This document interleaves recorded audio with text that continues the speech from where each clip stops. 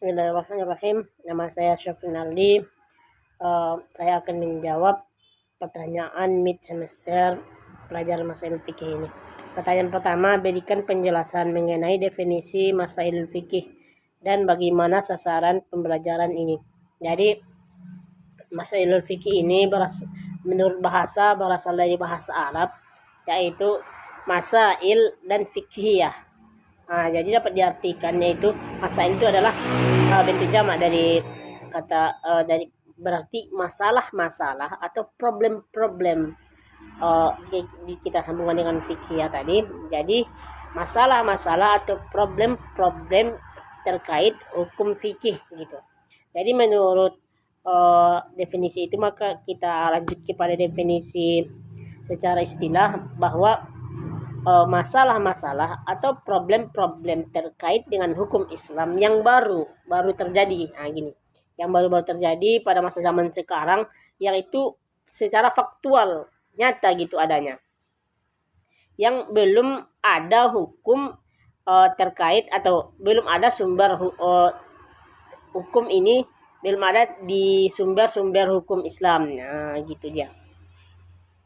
Jadi terkait masalah-masalah yang ada di zaman sekarang ini atau zaman yang kita hadapi sekarang ini, yang belum ada hukumnya pada sumber hukum Islam, baik itu Al-Quran, hadis, itu yang disebut dengan masailul fikih, sebuah pembahasan yang terbaru terkait hukum-hukum Islam. Jadi bagaimana sasaran pembelajaran ini? Sasaran pembelajaran ini yaitu agar mahasiswa ini mengetahui terkait hukum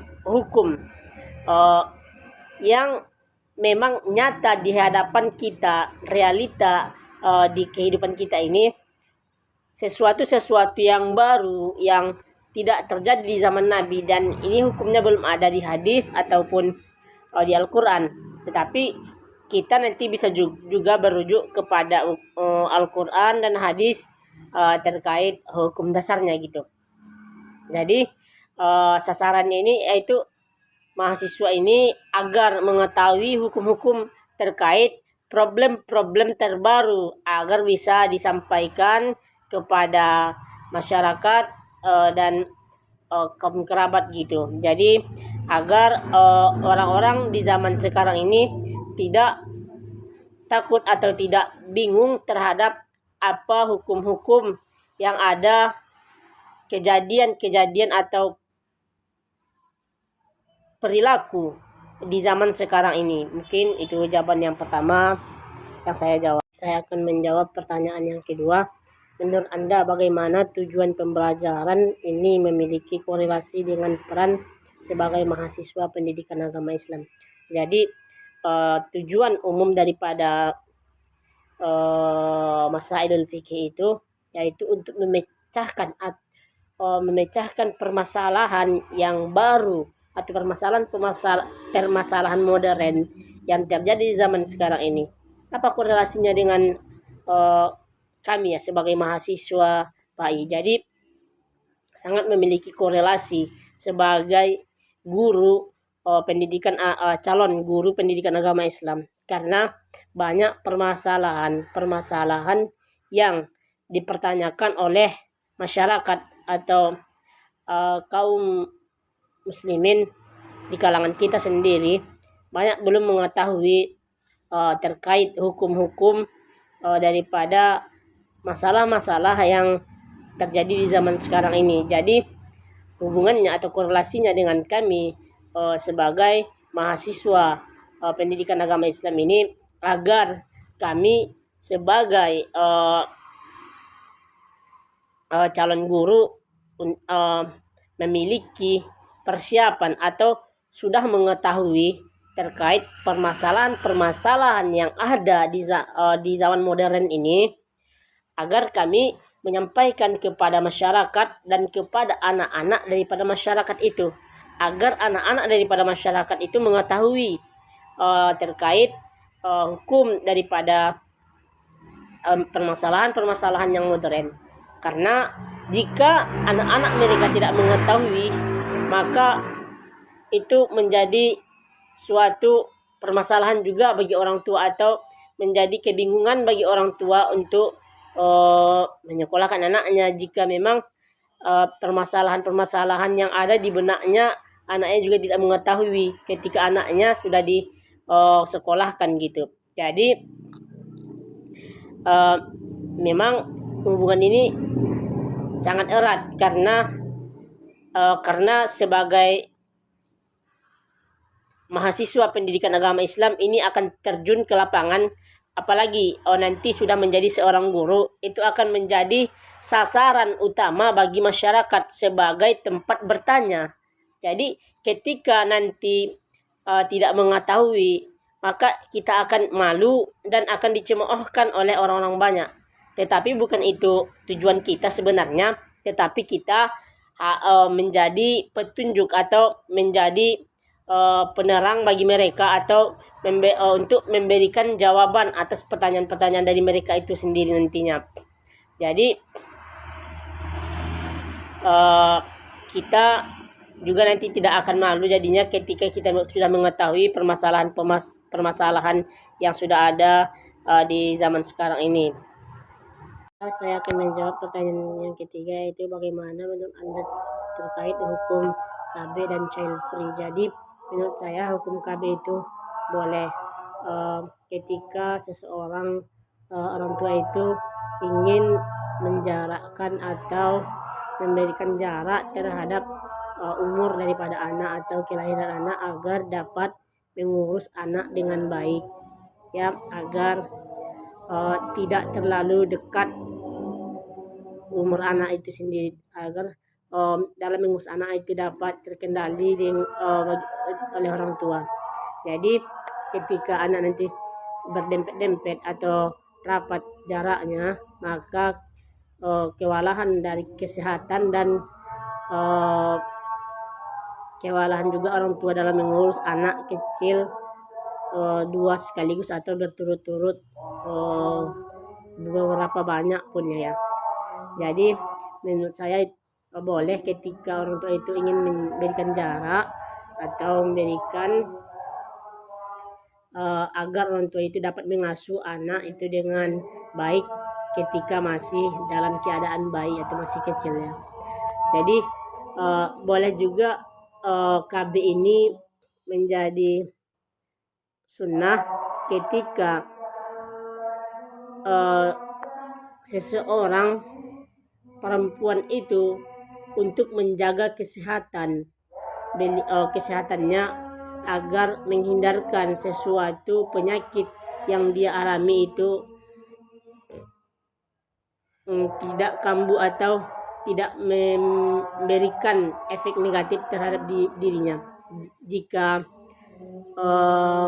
mendatangkan mudarat baginya jika ia hamil atau melahirkan, maka itu menjadi sunnah ya. Jadi itu mungkin menurut saya terkait hukum KB. Dan boleh juga menjadi haram ketika orang tua itu tidak menginginkan datangnya anak, maka ia ber-KB gitu. Karena sesungguhnya rezeki seorang anak itu sudah diatur oleh Allah Subhanahu wa taala. Jadi bagaimana menurut saya terhadap hukum child free? Jadi orang tua yang memiliki keinginan tidak ingin memiliki anak, itu menurut saya hukumnya haram. Kenapa haram? Karena ia sudah melanggar daripada ketentuan Allah Subhanahu wa taala. Contohnya, jika memang Allah sudah menghendaki ia memiliki anak tetapi ia menolak atau ia menghindarkan. Begitu juga dengan sunnah Nabi Muhammad SAW. Nabi sudah katakan bahwa Nabi itu sangat mencintai bahwa banyak umatnya. Jadi artinya orang yang banyak memiliki anak atau keturunan gitu. Jadi kenapa? Terkadang orang yang memiliki pemahaman child free ini terkadang takut akan nafkah anak itu tidak ada gitu. Jadi sebenarnya Allah Subhanahu wa taala sudah memberikan rezeki terhadap setiap orang. Allah sudah jamin bahwa setiap orang itu punya rezekinya masing-masing. Jadi jangan takut. Jadi ketika orang child free ini sangat gawat ya, sangat tidak diinginkan bagi kita, dan ini sangat-sangat bertentangan bagi ajaran Islam. Jadi hukum child free itu haram. Pertanyaan yang keempat, sebutkan dasar hukum yang relevan dengan hukum undian berhadiah. Jadi terdapat pada Quran surah Al-Maidah ayat 90, ya ayyuhalladzina amanu innamal khamru wal maisir wal ansab wal azlam. Jadi jelas dikatakan di situ bahwa mengundi nasib dengan anak panah itu adalah suatu keharamannya. Jadi kita relevankan dengan mengundi undian berhadiah itu maka suatu keharaman. Kenapa dikatakan suatu keharaman? Dan ini juga undian berhadiah ini sebenarnya juga bisa boleh ketika memiliki keadaan atau syarat ya gitu. Jadi undian berhadiah ini dikatakan haram ketika undian berhadiah ini memiliki syarat atau memiliki bayaran terhadap mengikuti. Ketika kita ingin mengikuti undian berhadiah, ketika kita membayar maka itu menjadi suatu keharaman. Tetapi jika jika undian berhadiah ini merugikan satu pihak maka itu menjadi suatu keharaman juga. Tetapi jika kapan undian berhadiah ini dikatakan boleh? Ketika saling menguntungkan terhadap kedua belah pihak dan tidak ada pihak yang dirugikan, dan tidak ada bayaran untuk memasuki terhadap undian berhadiah tersebut. Saya akan menjawab pertanyaan nomor 5. Yang pertanyaannya, bagaimana pandangan Anda tentang hukum operasi kelamin dan hukum transplantasi ais mata? Menurut saya hukum daripada operasi kelamin itu adalah haram. Kenapa saya katakan haram? Karena itu sudah menentang daripada takdir yang ditetapkan Allah Subhanahu wa taala. Jika telah Allah tetapkan sudah menjadi seorang laki-laki, maka jadilah sebagai seorang laki-laki. Dan juga kalau sudah ditetapkan Allah menjadi seorang perempuan, maka jadilah seorang perempuan. Jangan mengganti alat kelamin atau jangan mengoperasi alat kelamin menjadi alat kelamin sebaliknya, karena itu sangat bertentangan dengan kode dan kodarnya Allah Subhanahu wa taala. Bisa-bisa saja kita kurang dalam rukun iman yang keenam terhadap takdirnya Allah Subhanahu wa taala. Begitu juga dengan transplantasi, mengubah daripada alis kita ini, kita tidak diperbolehkan untuk mengubah daripada bentuk alis, tetapi kita hanya diperbolehkan untuk merapikan daripada alis kita gitu. Kalau mengubah itu tidak boleh, kalau hanya merapikan itu boleh. Mungkin itulah jawaban dari saya untuk mid semester Masail Fikih ini. Saya akhiri. Wassalamualaikum warahmatullahi wabarakatuh.